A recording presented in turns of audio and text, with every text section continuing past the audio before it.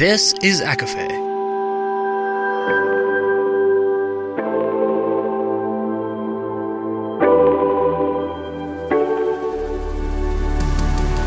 Laura Marie and Jessica Marie proudly present a collection of fandoms and exploration, a podcast.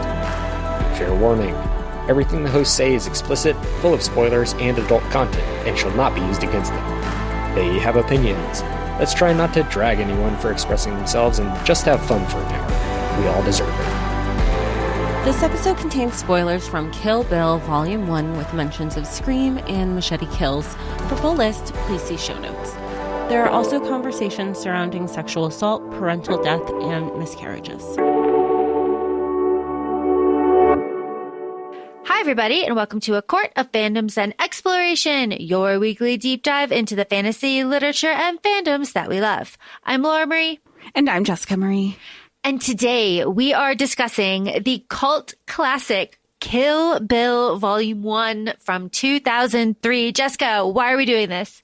Why wouldn't we do this? I have never watched it, but you had sent me something on socials that was basically a selling point without me knowing that it was Kill Bill of like, this is the storyline and it was about female empowerment, female rage, fucking shit up and never being wrong. And then it turns out it was Kill Bill. And we stick to the statement that Uma Thurman did do nothing wrong. She was valid in every single thing, and every time a one-liner would come up. And I say one-liner loosely because it's not like a get you one-liner. This movie doesn't have a lot of dialogue to begin with. I would be like, as she should, or okay, that's some audacity, but let's see where you're going with this. It was great. I was so shocked. I was trying to think like, where was I? And I just never got around to it. So now I'm mad at everybody who didn't just like strap me down into a chair and make me watch these things like they did with like Zoolander, and they like made him watch a bunch of shit. Granted, that was like related to propaganda. But I was like, these are all your key movies. And every time, per usual, this is going to be like per usual ACOFAE podcast. Laura is our guiding light because she had seen this at one point, had a storyline, and I'm like, sold. Where do I sign up? And then we just wanted to talk about it. We have a lot of rage. A lot of shit's going down. We're surviving 2025. So why not do it with a little bit of rage? Let's channel all of our feelings into watching Uma Thurman kick ass and cross off names, because does she ever do that? Jessica, tell me about your Tarantino experience. Well, we were talking about it before the podcast. I don't have much of it. I remember seeing Pulp Fiction when I was younger, but again, no context. I just knew three of the key, we knew John Travolta, Sam Jackson, and Uma, the dancing scene, and there's a scene in a car. Don't remember the storyline at all. Flash forward to 2019, early on, and I had watched Once Upon a Time in Hollywood. It was just like one of those awards movies that I was like, okay, let me do the checklist. And I remember I was giving you my reactions after I had watched it. You were confused from my reactions, to which you said something along the lines of, have you ever watched a Tarantino movie? And I gave you, well, that was my second one. I've only watched Pulp Fiction once. And you're like, this explains so much. And I hadn't watched a Tarantino movie after that until last night, the day before the recording of this episode for Kill Bill. And then I watched it again right before we started recording. Our two movie context of usually when we revisit it. And it's so good. Not a lot of dialogue, but holy shit. Oh, and then I know like Tarantino is like the Hunt Athalar of directors with his like love of feet. Yeah. Yes. My God. My God. The man and feet. Every movie is just an opportunity to get very beautiful women to stick their toes out in public. Ooh. I hope they're getting paid more. Who can say? Who can say? I don't want to think about it too much. It's a little weird. Okay. So, my Tarantino experience is that I'm very familiar with his work. I have seen a lot of his stuff multiple times. I'm aware that he's a shitty person. That sucks because his movies are fucking bangers, and it's sucks. But this one is fucking rad. And I will tell you that I don't remember the first time that I saw it. It's just like kind of part of my, like, I don't know, part of my lore, part of my like DNA kind of. But I remember when I watched the first one and the second one back to back for the first time. And that was fucking rad.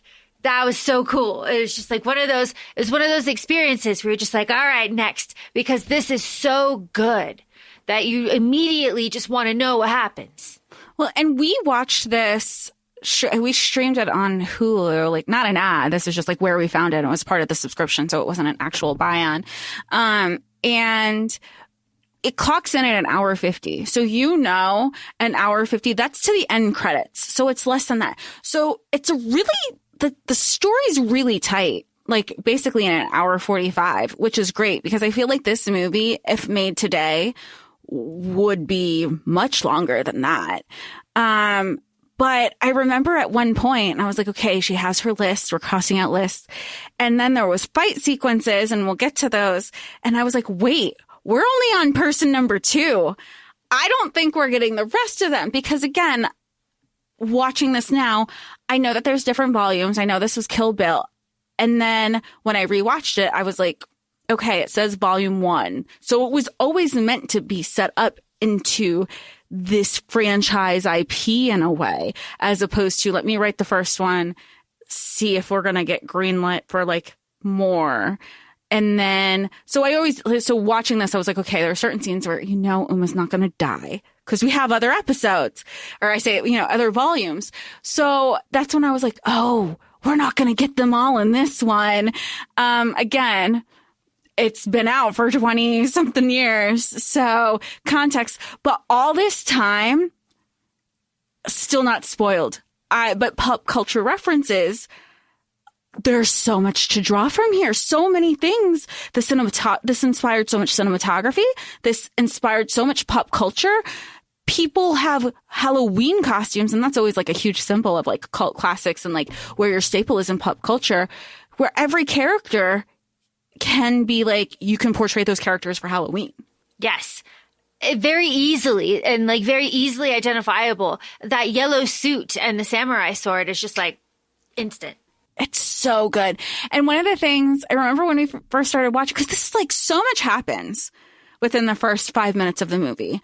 Laura, you brought up a really good point with like the cinematography where things would get too gory and then he switches into like this black and white aesthetic. And we open with a black and white aesthetic. And okay, so, well, I guess first you can say we have like an old timey intro, right? Our feature presentation. We're like building kind of revenge is of a dish best served cold, old Klingon proverb, gang, gang. And then we have our gasping bride. She's in black and white and our cold open. And it's just her, our bride. We have no name for her, our bride, gasping. And it's a close-up on her face, and then we're hearing Bill. So, Jess, first reactions, where's your head in this? I thought that this was I feel like I knew it was going to be a flashback. But again, I knew this because I understood the pop culture around it. That she exists, there's going to be fighting, there's going to be a samurai sword. So this must be her backstory of where we get to. So this is also where I wasn't sure if black and white was going to represent past or if it was just to cover gore. Because I do feel like I remember the first time I watched Scream, it was like I had watched it in black and white. It was just like a TV, it was an older TV. So Scream didn't scare me the way it was supposed to because everything was in black and white. Best experience I could have had for, as we know, scaredy cat me doesn't do horror films. That's interesting that you bring up Scream because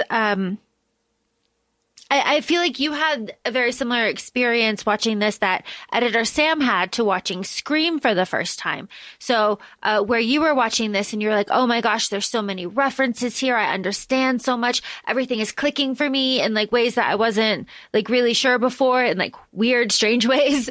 But for editor Sam, he watched Scream for the first time and he said, oh my God, that's where that came from. That's where that came from.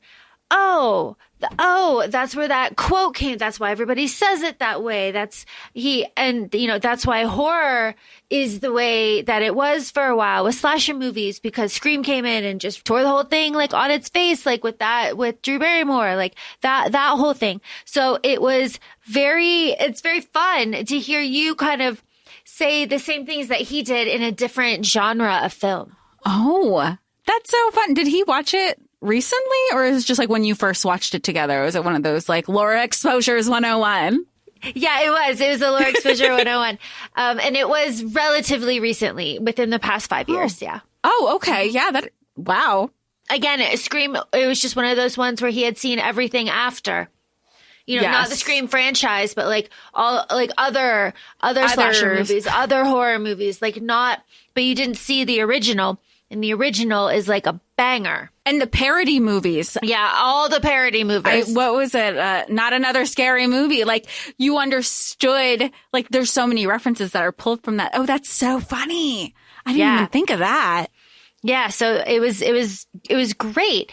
And then to hear you say the same thing in like Tarantino's kind of genre world was also like very fun, because this is like a samurai revenge story with like a Western twang, and which is kind of his thing. Oh, I guess it is. Now with the two that I've seen and knowing, and now with the reference of like this stylistically how the other two films are going to go, it's going to stay in the same vein.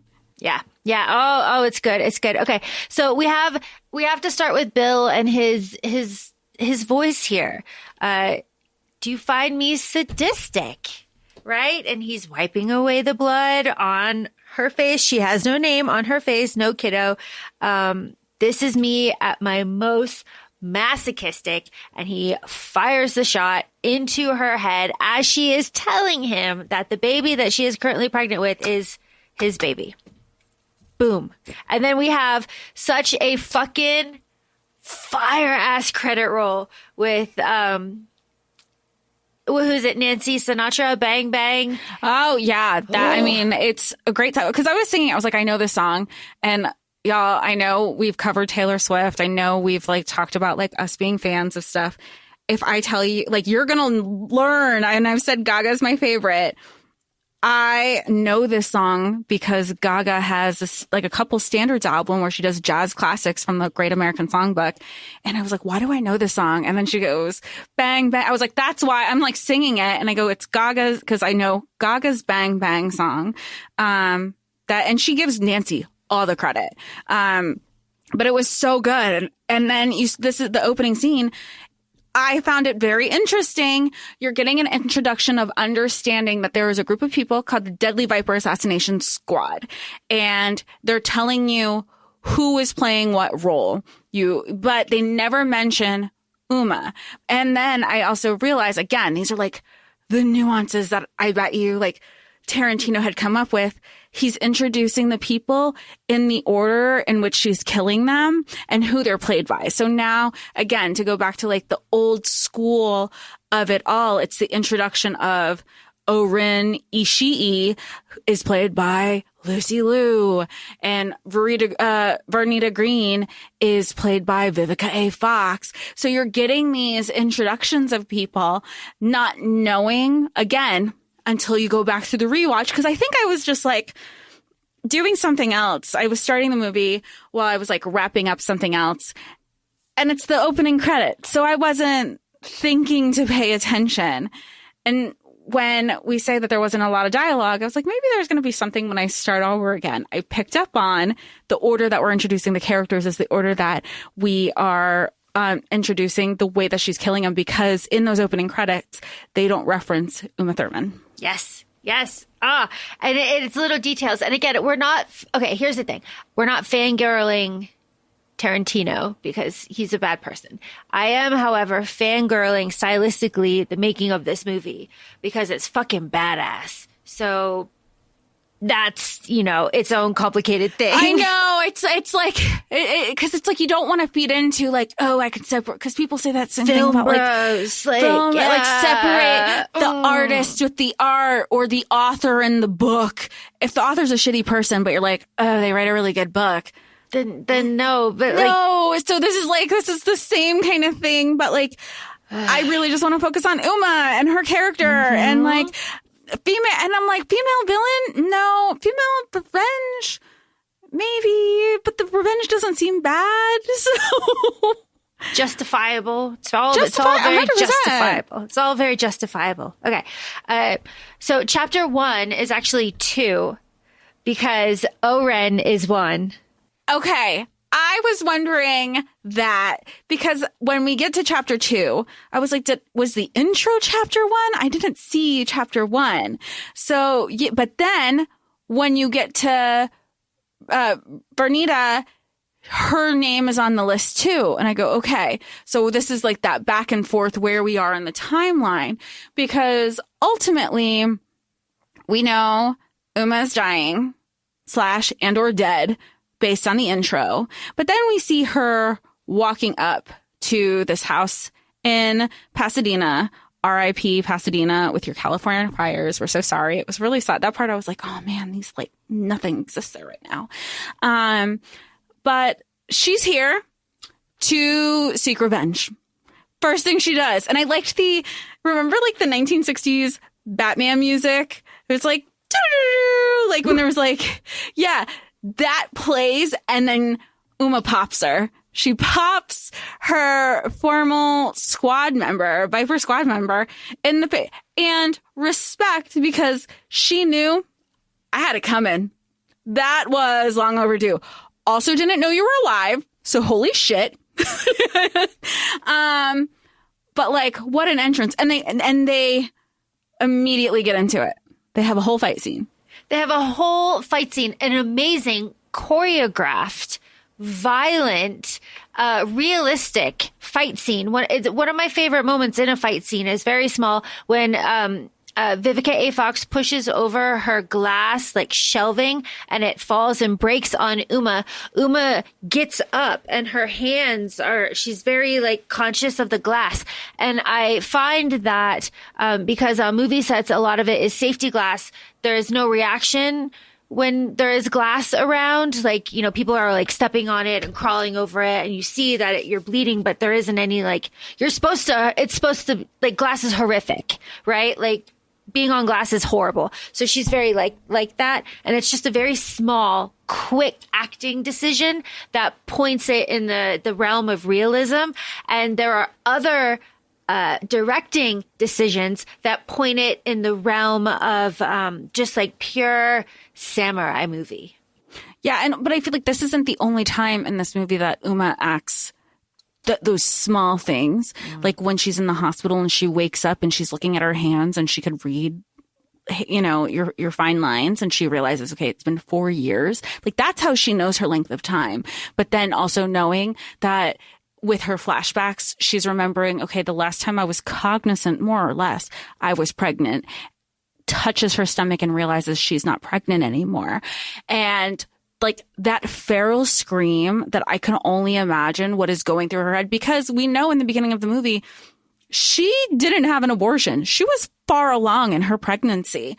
So like, you knew she wanted to keep the baby. She even tried to save the baby and the quote unquote last breath by saying, essentially, don't kill me. This baby is yours. You should want it. Like, maybe that'll negate everything that you're about to do. Oh, it's good shit. It's good shit. Again, blocking, framing, visual. Film is a visual medium. Of course, like my favorite directors are Wes and Baz. So like it's obvious. I like the visual medium of film. So when they are fighting in front of the mirror and the school bus slowly is pulling up and the daughter is getting out and there's the tension and then they whip their blades behind them, that is good shit. That is just, It's so good. And then like even the dialogue, because again, we know once we know that Uma was pregnant. We knew she wanted to keep her baby. So she already was like very maternal in some of her actions. So the one thing, it was like an unspoken rule between the two women, is like not in front of the kid. So, you know, and Vivica, she tries.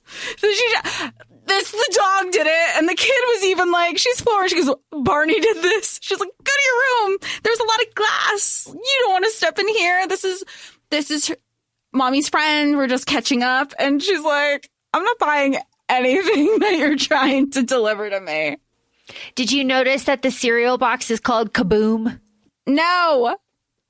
There's just got a gun in there. It's called Kaboom. Duh, it's like right there. Although it's smart. I feel like any former assassin, I mean, clearly would be strapped like that in any portion of their house. Yes. Oh, okay. So good shit. So obviously they're fighting in the house. They stop for coffee. They have like a little break. They start talking.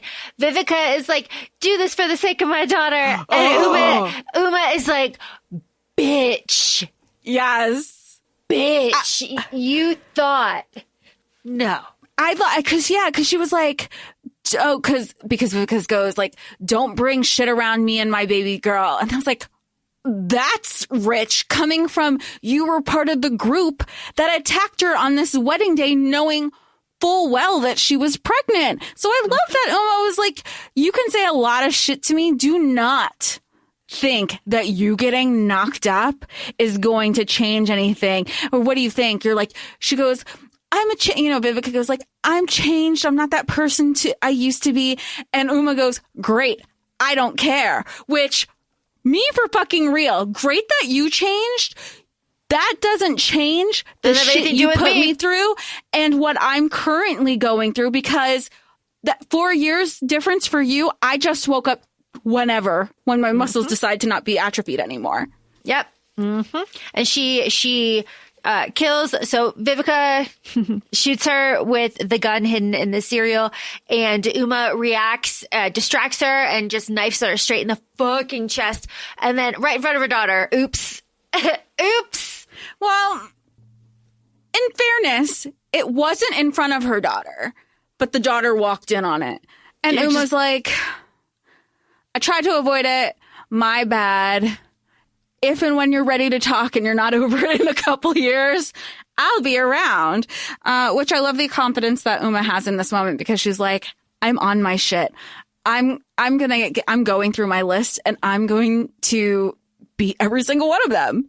Every single one. Fernita's call sign was Copperhead, and we should say that Uma's was Black Mamba, and they have a very funny dialogue, be like, Black Mamba. I should have been Black Mamba. And it's like, you know what? Probably. Yeah. Probably. But you know what? It was, and again, because I didn't catch the intro credits the first time about like the Deadly Viper Assassination Squad, is my first note when they were talking about their code names was Copperhead and Black Mamba. I go, snakes. There's symbolism there. And so then as we continue to get their names, we get Cottonmouth, we get California Mountain Snake, and then they don't address it, but I had caught it in the second watch because it was like a translucent scene, like a name was being written as it was fading to another scene. It's for the guy.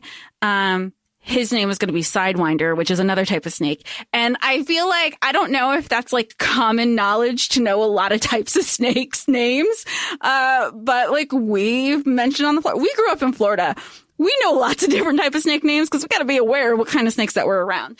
And you treat everyone like they're poisonous if you're not sure. So, and then you like go look it up at home. But I was like, there's relevance there.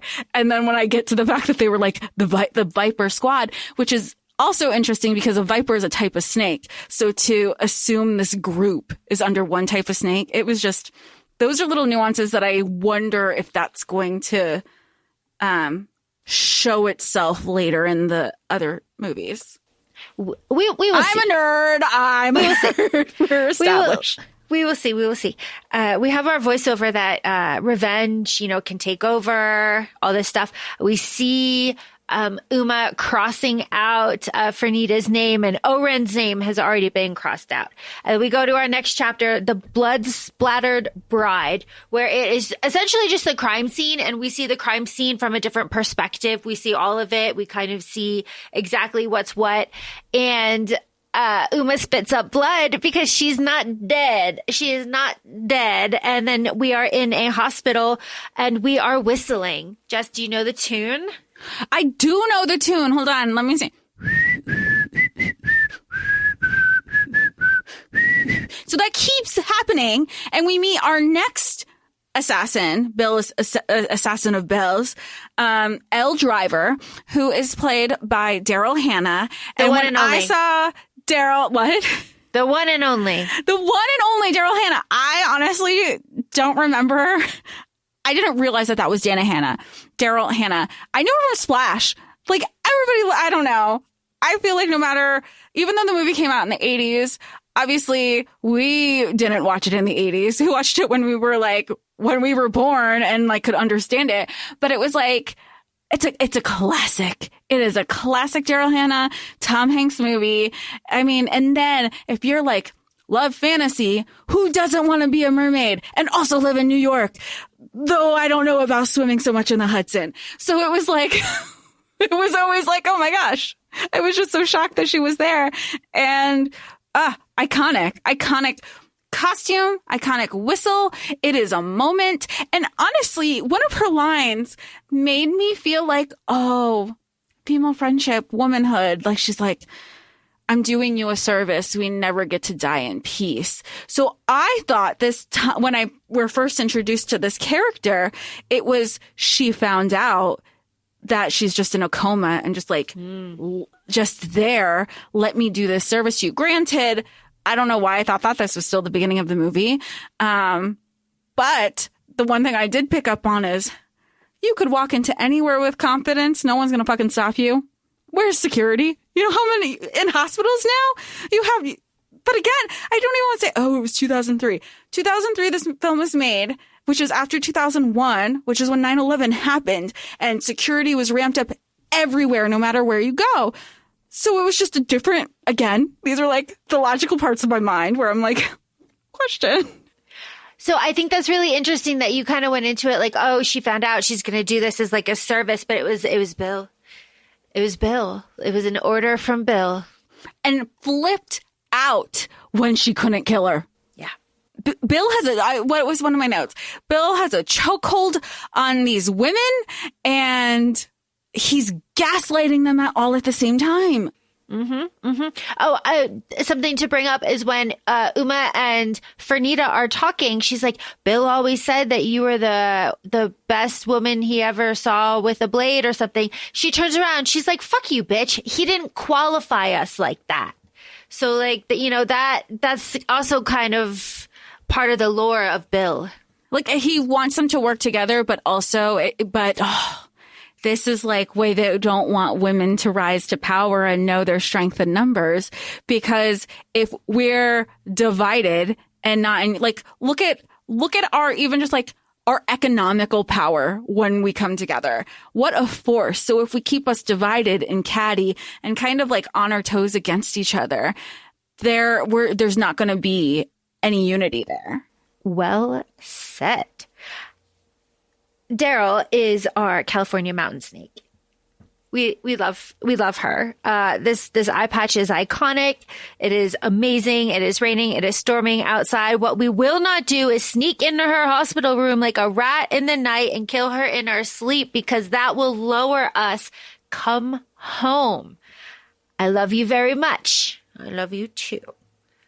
With her big, beautiful blue eye. Single blue eye with that big, beautiful blue eye. You see that for yourself. So Bill orders the strike, calls, confirms, and then retracts. So again, the mercurial nature of Bill. But then we have a time jump of 4 years later. Jess, tell me about the Pussy Wagon. Oh, the Pussy Wagon. This was my, oh my God, moment of like many moons ago. Lady Gaga released a song called Telephone. Moons before that, it was written originally for Britney Spears. You could find Britney's demo on YouTube, but Britney didn't use it. And Gaga's like, well, if you're not going to use it, I'm going to use it. I wrote it. I love it. I'm going to make it a single. Does it with Beyonce. And in the music video, it's very campy. The music video is very campy. It's very stylistic. She even, at the time that this song and music video was dropped, the Pussy Wagon is in the music video. I have no reference to Kill Bill. So all I know about the Pussy Wagon, and there's like zoom ins on the keychain in the music video, this, that, the other thing. And I know I'm stylish. I'm a huge Lady Gaga fan. So I'm voice memoing Laura. Oh my God. I'm like sending her like clips of the music video. I have all of my pop culture reference, including stylistically that music video is very much like I was watching it. And she was also in a movie called Machete Kills, which is directed by Robert Rodriguez. And I was like, oh my gosh, this is because I was looking at the music video. I was like, this is very Kill Bill-esque at this point in the film. So I was like looking at it. It's like, this is very campy. And this also reminds me of Machete Kills. I wonder if Quentin Tarantino directed that. He didn't. Robert Rodriguez did. But I'm watching, I was like, oh my gosh, it's Pussy Wagon. Oh my God, this is all these references. You see the news, there's like a news segment in this music video about female killers, like going on a killing spree, getting revenge and justice. And they're like riding off into the sunset. You have Beyonce, you have Lady Gaga, you have the zoom in on the keychain. Gaga even sold the keychain on her website when the music video dropped. And then like, I don't know if everybody sits through all of the credits for the film. If you love film, if you respect, if you're trying to look into it, go for it. But the special thanks in the credits goes to my brother, Robert Rodriguez. And I was like, holy shit, they've been working together. And it's just like funny where it's like people in Hollywood and entertainment, they have like all of these different relationships and how you have like mentors in certain situations. And I'm not to say Tarantino is like this mentor that he should be, but it was all of my Gaga references. I was like, wait, so much has been pulled from Kill Bill. And I know Gaga is like a raging in the best way feminist and female rage and female empowerment and everything in between. So I like went full into like My Little Monster mode and was just like in my shit once I saw the Pussy Wagon. Which is just so amazing. Like the kind of like links that were created there. You just like, you formed a circle. Like that's just so fun. So fun. But also like, even if you think about the reclaiming of it, because let's remember that the way Uma gets the Pussy Wagon is basically from one of her, trigger warning rape from one of her rapists. It was his car. It was his big, I'm a dude, I'm Buck, I'm here to fuck, pickup trucks that's given very much Cybertruck, very much these incels with their big ass pickup trucks with the triple Trump Elon Musk flags hanging off the back. And she was like, I'm going to kick your ass, going to kill you, going to kill everybody involved, and now I'm going to use this truck to fucking take everybody down. Mm-hmm. Mm-hmm. Mm-hmm. Oh, it's so good. Oh, it's so good. So, Jess, as you have already mentioned, Uma wakes up from her coma and realizes 4 years have passed and that she is not pregnant. The nurse is bringing a man to come and have sex with her unconscious body, but she's awake, and she lets him get really close, and then she rips out his fucking throat with her teeth, and we love that for her. Love that. And talk about survival. She went from mourning her child, her daughter, and in a second she like went into survival mode. I need to lay here. They can't know that I'm awake. Hearing their conversation, remembering who the nurse is. Then you have this other guy again here to abuse her. Oh, you're a pretty one. You're like the prettiest one today. So now this guy's violating women all around town. And I was like, my heart was breaking because, also in that moment, she already knows the timeline. So this has been going on for 4 years. Yeah. But she murders these guys, and that's what we're here for. That's what we're here for. And you know what I always hate? I hate in every fucking situation with men like this and people like this. Please don't. Sorry. No. Because you had no remorse. You're fucked, and now you're scared. I have not one semblance of empathy for you. Nope. Not at all. Not at all. So Uma kills these guys, takes Pussy Wagon, the keys, and wheels herself down to the parking garage and finds the Pussy Wagon. And here we have a long sequence of Tarantino getting his rocks off to Uma's feet. Wiggle your big toe. Yeah, and it had, because it's like they're, like you said, they're bare feet. Because at first I was trying to pick up in the opening scene with the footwork on the glass, and I was like, yeah, but there's shoes on.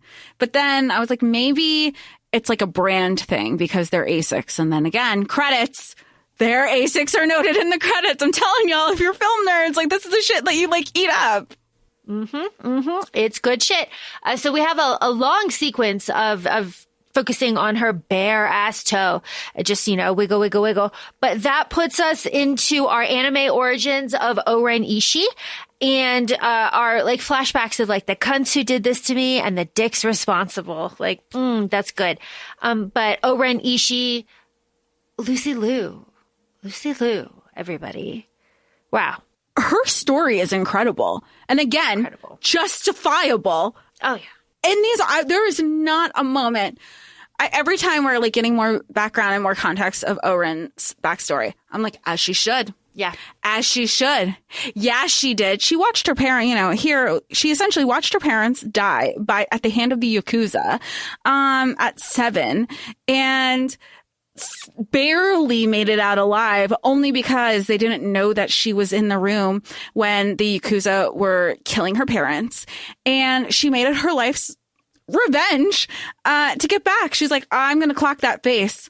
Shit's on now. Didn't have to wait long because the storyline says, unfortunately, the head of the Yakuza is a pedophile. She used that to her advantage. At 11, she lured him and fucked him up and everybody else who tried to save him. And she's like, cool, on my shit. Where do I go from here? I'm 11 and I'm going to start running shit. And she does. And to the point where, and Bill funded her, right? Before she starts running shit, you find out that she has also another relationship. Bill has another relationship with another assassin. She makes her name known that she's the one that you need to reach out to the point where she oversees all of like the crazy eights, who oversee Tokyo. And she's like boss bitch of the Yakuza and has like smaller groups under her. And people know to appease her, except one who speaks out. And she's like, I'm a reasonable woman. I'm not emotional. Come to me with your issues. Maybe we can talk it out. Have respectful discourse, unless it's about my heritage because she's Japanese, Chinese American, and racism. Or you'll end up like this. They were like, so people will be like, oh my God, she's saying that, but she doesn't really mean it. No, I feel like people want to say women are emotional. No, women are logical. And as we know in today's society, men are very much the emotional ones. She had reason. Talk to me. Unless it's about bullshit. I'm not here for the bullshit. My favorite part of that beheading scene is when she's sitting on the table and she's like, so you know how fucking serious I am? I'm going to say this in English. And she starts saying it in English. And Sophie is translating it. And she's like smiling as she's saying like, fuck you, fuck you. Fuck. She's like, heaven. It's so good. So good. And like, you can tell, like, and they even say like Sophie's her best friend. Mm-hmm. So like they're ride or dies right now with this shit. She's like, I got your back. You got mine. We're doing this. But they call her this Star Trek looking lady. It made me laugh. Oh, it's so funny. It's so funny. Okay. We wiggled our toes for 13 hours and then we're good. We are ready. We are driving the pussy wagon out and we are buying a one-way ticket to Okinawa because we've got to get ourselves a sword. I love the dumb blonde American play until like her voice like starts lowering as she gets like more and more serious. And then she just starts with the Japanese. It's so she's glowing. She's stunning in that scene. And she's like playing coy and like, and it reminds, that clip of Paris Hilton, like speaking to Congress and bringing up certain bills. And she's, and a lot of people are familiar with like your customer service voice. And then she lowers the octave. They're like, okay, let's be serious because he hasn't clocked her, but and he being Hitachi. Hattori Hanzo. And that's when he's like, oh, she knows she's made me. Because this sushi restaurant feels like a front, even though he's retired. Oh, yeah. And as he starts like making it, he like throws one of the knives, like, and there's kind of like a whoosh sound effect and it sticks on the thing. You're like, oh, well, filmmaking has told me that this isn't what it seems. Well, again, with all the beheading and like gory parts at this part, this is another part where I was thinking, shit's going to go down. I don't know what. And it wasn't bad. It was like he was in her favor because we find out that this samurai, like key samurai sword maker, was the mentor of Bill. Bill was one of his students. And clearly he knows that Bill went off the rails and he's like, this is not what I signed up for, nor was it the reason I taught you. Your skill set, which also like saying it out loud, I was like, okay, there's going to be like a huge come to head, especially like when he's number 5 on the list of their fight out. He's like, yeah, I give me a month, stay here, practice, give me a month and I'll build and I'll create you the best samurai sword you've ever seen. One of my favorite moments is when he goes to the window and he writes Bill's name and the I is like a Japanese, like, it's lovely. Little details like that. It's like you can't even speak it, right? You have to like just write it. He like, who shall not be named. Yeah. Well, she didn't even want to see she made it like, obviously I'm sure it had something to do with like anonymity, but she was like, I can't even look at that name. Mm-hmm. Everything that he's done to me in the last 4 years, because at this point she's not pregnant. She doesn't have her kid. She was left for dead. Keeps going after people. Who is this person? Whoever he is, it's just like he's a masochist, and I want nothing to do with him except his death. One of my favorite lines is in the ceremony where he gives her the sword. You know, your yellow-haired warrior. I am sympathetic to your revenge. This is my finest sword. If you meet God on your journey, he will be cut. Like that is some hard ass lines. That's some hard ass shit. That is good. 28 years, I swear to never again make an instrument of killing. Like, oh my God. The apprentice in the back is just like bowing his head and like very emotional with this scene that's going on. With this, we need our Japanese steel. But then we are going to Tokyo.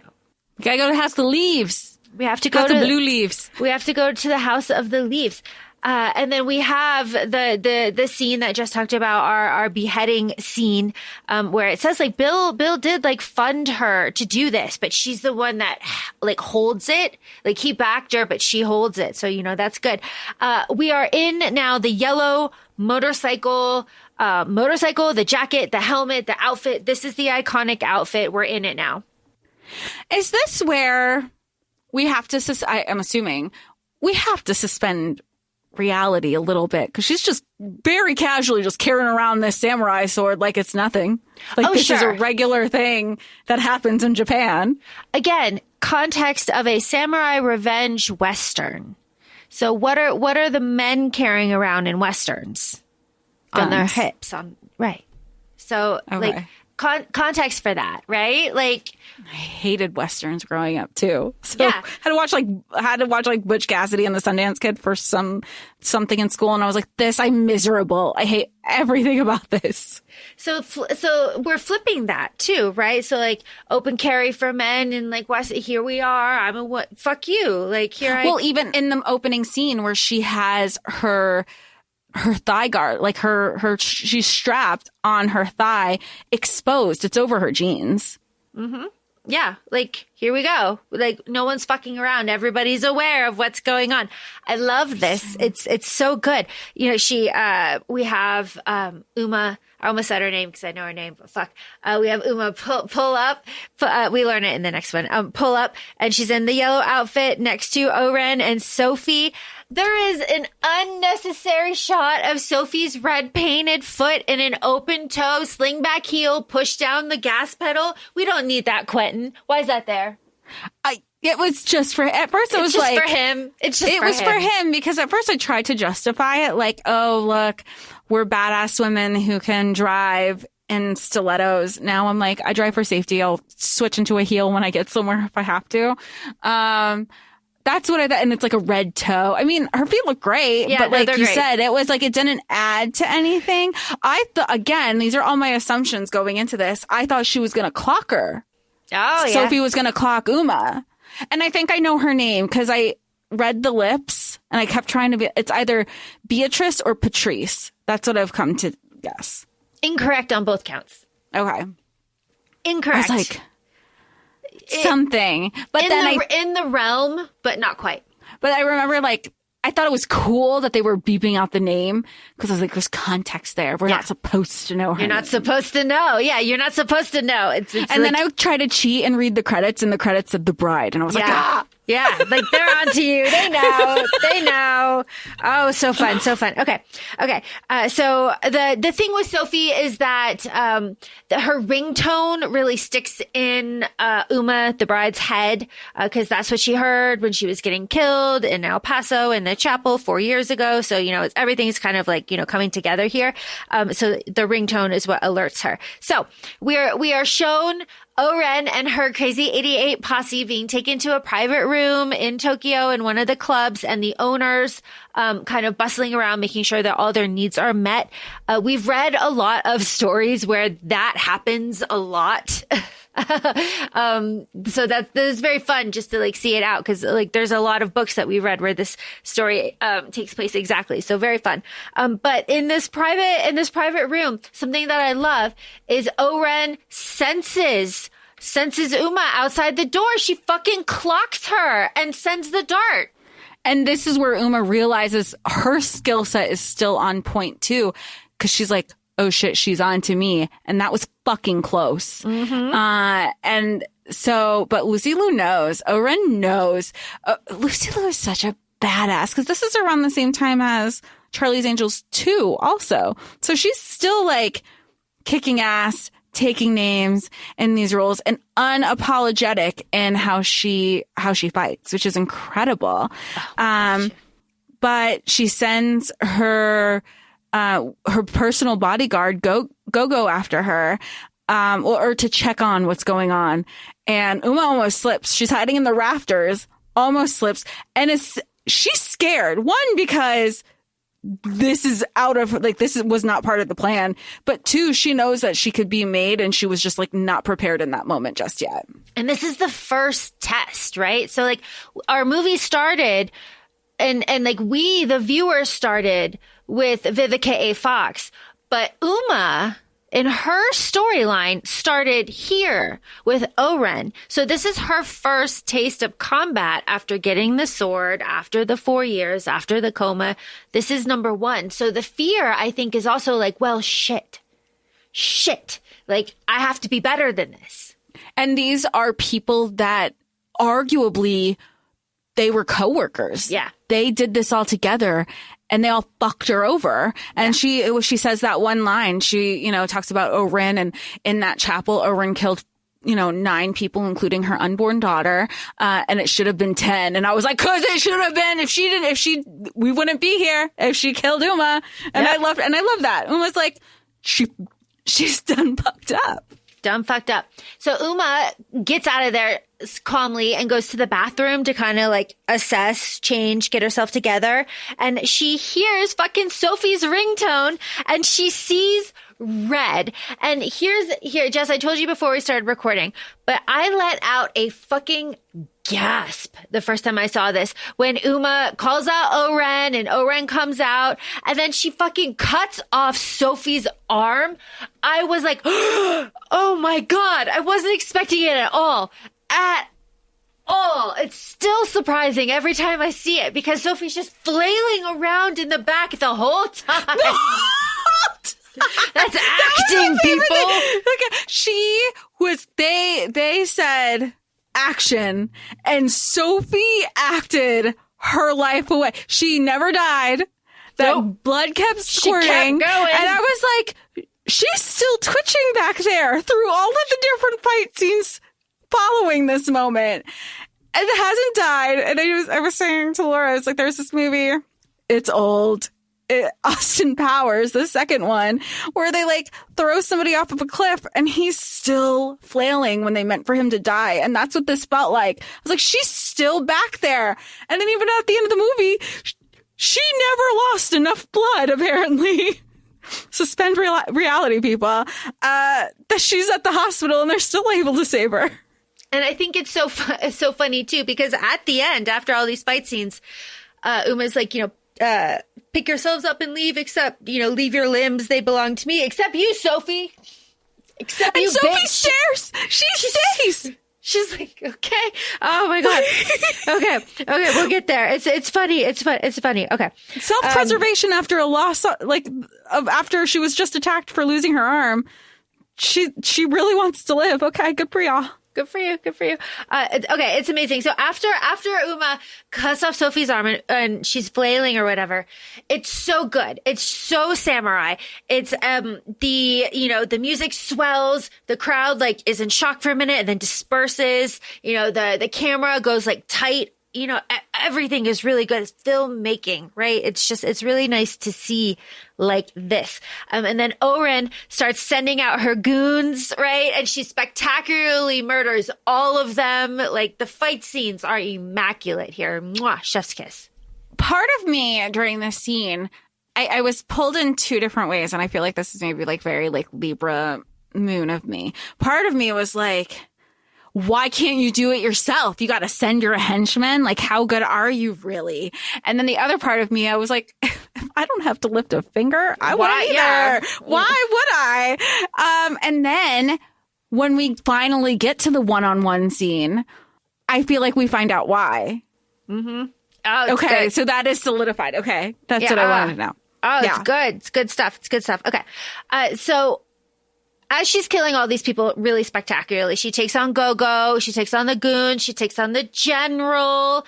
There's a lot of, just regular goon people that she's fighting. She's like on the ground. She spins around once and like, takes out all their Achilles and it's good.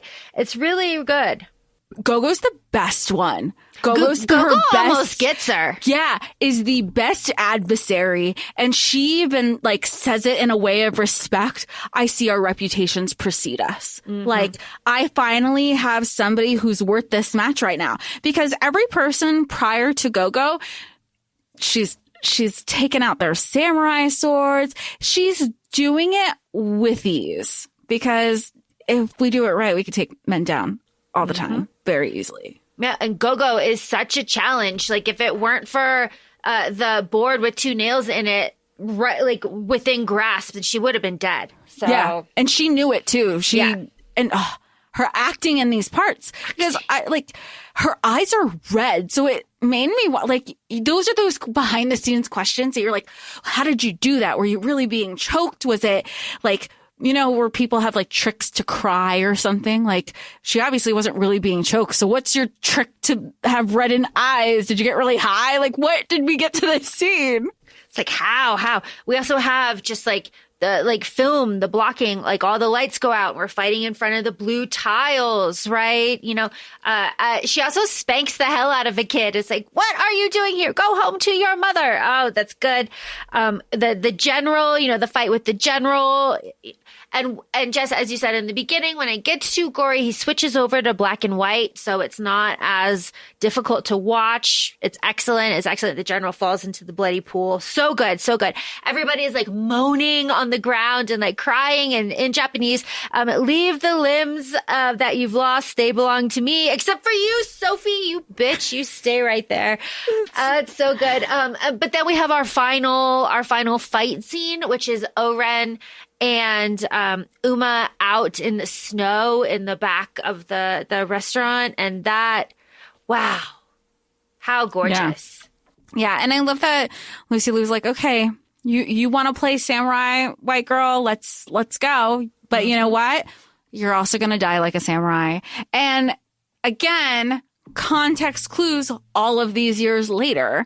I thought that there was going to be like, and she gets up. She gets up from what she thought that, I was like, okay, maybe she's going to die. Maybe when this movie was like out, they were like, okay, she's going to take this respectable death. Where's the story going to go? And then you see Lucy Liu bleeding, blood coming down of her leg, trigger warning, miscarriage, I assume, because yes, you see a split in the dress, but she apologizes. She apologizes to Uma. And like this dialogue between the two made me assume it was a miscarriage because Uma accepts the apology. And like, now you know what the loss of a child feels like. And I'm also going to fuck you up. So it was like, because she never respected Copperhead, Vivica A. Fox, because she's like, oh, but my kid, here's a picture of my kid. Feel bad for me. I've changed. She's like, fuck out of here. Don't parade your kid around me. But now we learn, again, is my context clue where my mind went? Is that accurate? That is film. It is very accurate. So we, okay. Yeah. Like, I was like, that's where I was like, I took it that way. But we're so often things are spoon fed to us. And we talk about this in the books that we read. And I feel like a lot of movies have been spoon fed to us. So when we have our context clues, I'm second guessing myself because we haven't had conversations surrounding that in a very long time, it seems. Unless it's like maybe more in like the indie sphere. I mean, if we're going to discuss anything here, the discussion of her being scalped is the thing, right? Like, I was going to ask about that too, because craniotomies exist and you still survive. But like, whoa, what an image, right? Because like at first, and then it's like, whoa, that really was his sword. I love, and I think this is kind of just piggybacking off of what you said, Jessica, is during this quiet parts of this fight scene is the water balance fountain in the back. I mean, everything is a symbol, right? Like we fill the cup, we drain it, we fill, the balance. We have to keep the balance there until we don't, and then we try again. Just gorgeous symbolism.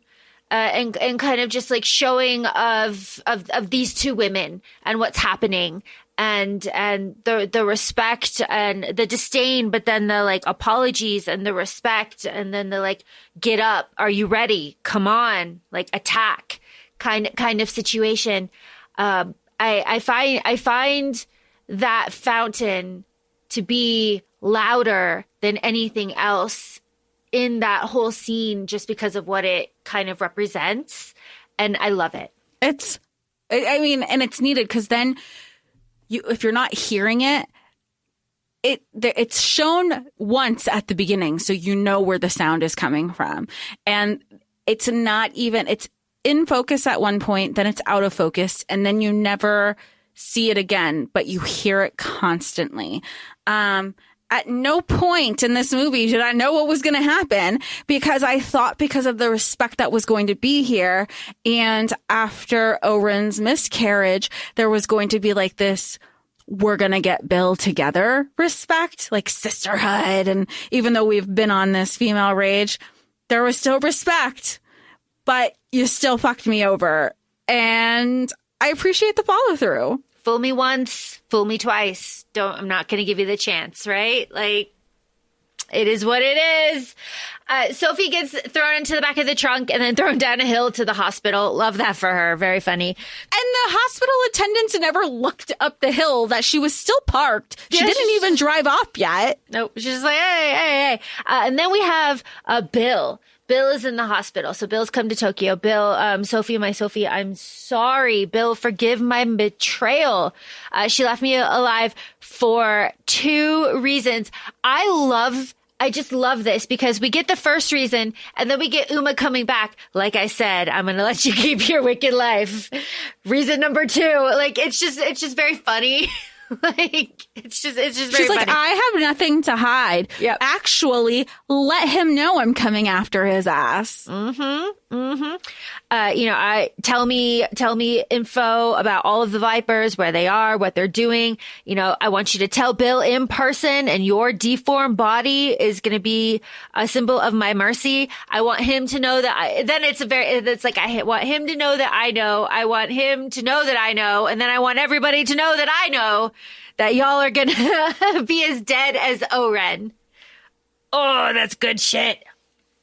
Oh, that's good shit. She's so good. She's so Her good. character is so fucking good. Uma is so good in this. Yep. Then we're on our plane, which is again in the beginning where she's making her death list. And then we have our sword maker telling us again that revenge isn't a straight line, right, Hitachi? You need to remember where you came from. As she's making her list, she's crossing it off. We see a man. It's Bud, and because we see his name, Bud, and he says, that woman deserves her revenge. We deserve to die for what we did. We have Elle saying that she deserves to suffer. And then we have a flashback of black and white to the chapel of Uma being like, how did you find me? Well, don't you know I'm the man? And then we have, Jess, is what I assume you were gasping about. Does she know that her daughter's alive? Gasp! And then credits. End scene, credits. Did not see that coming. I was like, oh shit. And now talking it out, and before we were starting to record, I was thinking about it. And I was like, he wants all of these people. He wants her to take out all of these people because in turn, he knows these people can go up against him. So that means there's less people up against him who can take him out. And she's going to do all of this dirty work for him. This is where my speculations are going. She's going to do all his dirty work for him unbeknownst, because then she's going to have like this whole, I didn't have to kill. Like she did have to kill, but like my daughter's still alive through all of this. And she's just like picking off these people who are a threat to Bill, because at some point he's not going to have control over people. Do you want to watch volume 2? I almost kept going. We've been watching some good shit lately, and and they're not standalones. So it's like we were wanting to watch True Blood and keep going into those episodes and like wanting to watch this, and I almost cut next. So no wonder your viewing experience, you were like, next, wow. Yeah. Wow. Here's also a thing. I don't have any fun facts or trivia because one, I wanted to stay in movie 1, and a lot of the stuff that I was reading were like think pieces about the whole thing. And like trivia that is like interspersed with like stuff about the whole thing. It was hard to find stuff, at least for me. It was hard to find stuff that was just specifically volume 1 info. But also I didn't try very hard. That's my other confession. Well, I was trying to do fun facts, and I was going to try to go through like the IMDb page for just volume 1, because maybe it would stay there. But then I was like, what if they start leaking? So I really didn't get much except my own pop trivia, pop culture knowledge. What was your favorite part? Was it the quiet scenes? A lot of it is just how it's shot. I really, really love how it's shot. I love the use of color, of, yellow. I love the music and I all of that. Uma just like shines so bright in this. And so I think the fights, the whole sequence of Oren at the end, it would be my favorite, just because like the fight scenes are really top tier. Like the acting is amazing.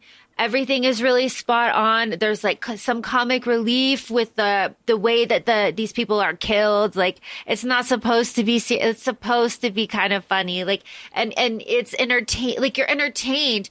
And like, this is something that you have to like sit down and focus and watch, or else you're just going to like miss things. And of course, this is Tarantino, so there's little things from his universe that are like interspersed into there too. Yeah, I think just like all of Oren's stuff, But Uma's small acting moments are just phenomenal. And talking about, like, just to add on quickly, fun facts and trivia and stuff will be a huge part of a volume 2 discussion, because of Uma's, like, claims and stuff, and, like, what happened to her in that movie and what Tarantino did. And that will be a huge section of volume 2.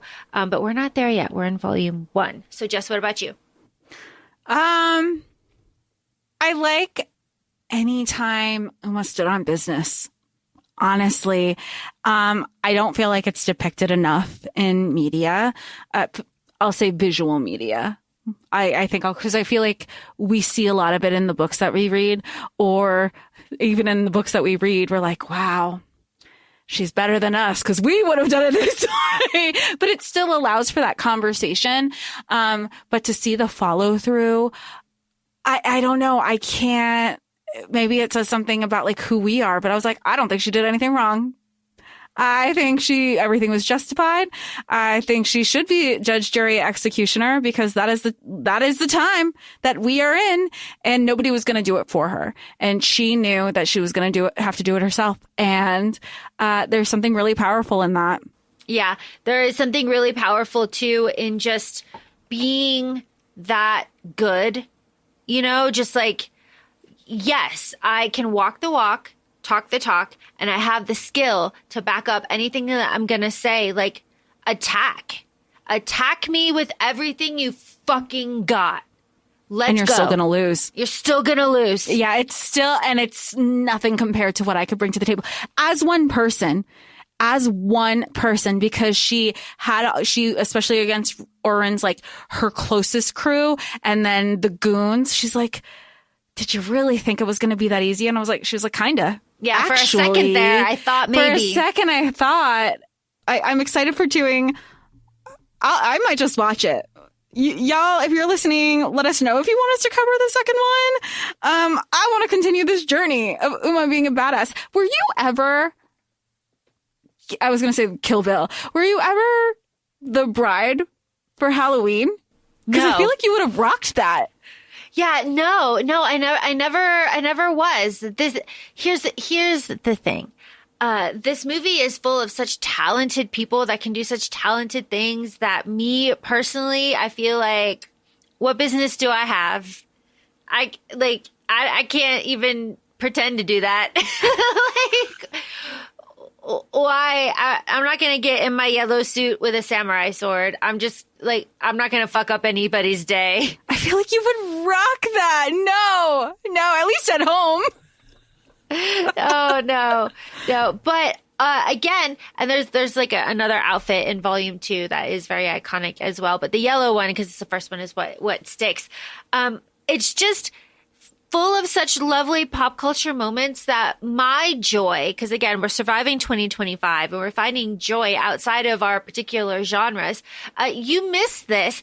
And a friend of show, Becky, was wondering how you were handling the violence aspect of this. Oh, I actually didn't mind the violence. I didn't think this was like, maybe that has to play a factor in the black and white. I thought that was very smart. I thought that was just like, again, cinematography. Violence doesn't like bother me a lot. Again, I don't know what it says. I mean, I don't want to watch gory news before going to bed in that regard. But I watch a lot of doctor shows. I've watched plastic surgery shows. So I feel like the gore, I'm not a huge military war gore, but I can deal with fucking some shit up. Interesting. Interesting. Yeah, I've never actually talking it out. I've never really pieced together, especially because I don't do horror. I can't do the horror gore, but I can handle. There's little things in between. I don't know. And I figured, me personally, I figured that this would not be too off-putting for you because there are the ridiculous blood spurts. And there are things that edge it towards comedic instead of serious wound type things. Yeah, there's definitely a level of camp here in the cinematography. And I think that's why. And again, once I started making the correlation with like, oh, Gaga, this is like reminds me of like the telephone video. And that also kind of reminds me of Machete Kills. But then let me look at that director. And then to find out that that director had special, because Telephone didn't come out till like 2010, or the music video. And then Machete Kills didn't come out till about 2013. And of course I saw that because the only reason I saw Machete Kills was because Gaga was in it. That level of cinematography, I think it took away from like, if I had the concept of a lot of gore, it wasn't, like you said, the spurty, the campiness, the cinematography, how bright it was. It played a role in, I didn't even think of it.